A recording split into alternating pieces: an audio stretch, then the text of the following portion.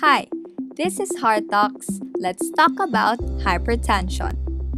Hypertension, or elevated blood pressure, is a serious medical condition where the artery walls experience consistent force of the blood high enough to cause health problems. Sadly, it is one of the major causes of premature deaths across the globe.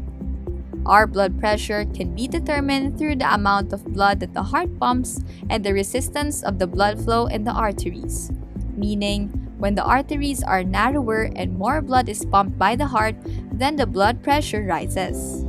You can be diagnosed with hypertension if your systolic and diastolic blood pressure reading is greater than or equal to 140 mmHg over greater than or equal to 90 mmHg. Unfortunately, having high blood pressure can have no signs or symptoms for most people, even if it reaches a dangerous level. That is why it is called a silent killer. However, to some with severe hypertension, they may experience early morning headaches, irregular heart rhythms, shortness of breath, and nosebleeds. Thus, it is important to have your blood pressure measured regularly. If left uncontrolled, it can lead to serious damage in the heart, such as stroke, aneurysm, heart failure, and so on. There are a number of modifiable risk factors for hypertension. These include unhealthy food choices, such as excessive salt intake, high intake of saturated and trans fats, and low intake of fruits and vegetables. Physical inactivity, consumption of tobacco and alcohol, and being overweight or obese. Meanwhile, the non-modifiable risk factors are family history of hypertension, age beyond 65 years, and is also diagnosed with other diseases like diabetes or kidney disease. Now, focusing on the changes in the diet, a person with hypertension can adopt the dietary approach to stop hypertension or DASH eating plan. Generally, its food intakes are fruits, vegetables, and low-fat dairy products with lower content of saturated and total fat. In addition, DASH gives more fiber, potassium, magnesium, and calcium than the usual diet.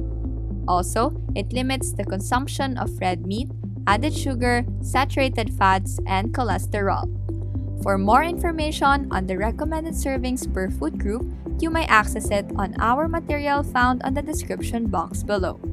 Moving on, sodium intake should also be lowered. Consumption must be at least 2,400 milligrams of sodium per day. This can be adjusted to 1,500 milligrams or 1,000 milligrams per day depending on its effect on the blood pressure. Meanwhile, upon purchasing food products in the market, it is also suggested to check the sodium content claims.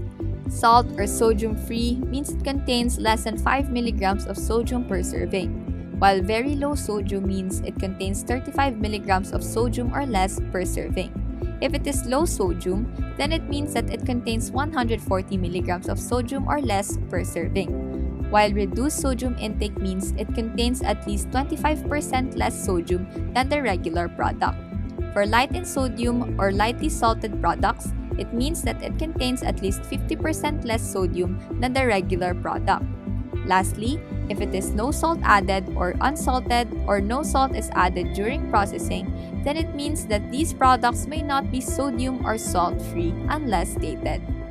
Besides shifting healthier food choices, you may also engage in aerobic physical activity at least 30 minutes per day for most of the days in the week, weight loss achieving a normal body mass index, smoke cessation, and also reduction of alcohol intake to no more than 2 drinks per day in men and no more than 1 drink per day in women and lighter weight persons. This ends our discussion. Now it is time to test your learning. Access our online quiz by clicking the link provided on the description box below. Thank you for being with us in today's episode. Again, this is HearTalks. See you on our next episode.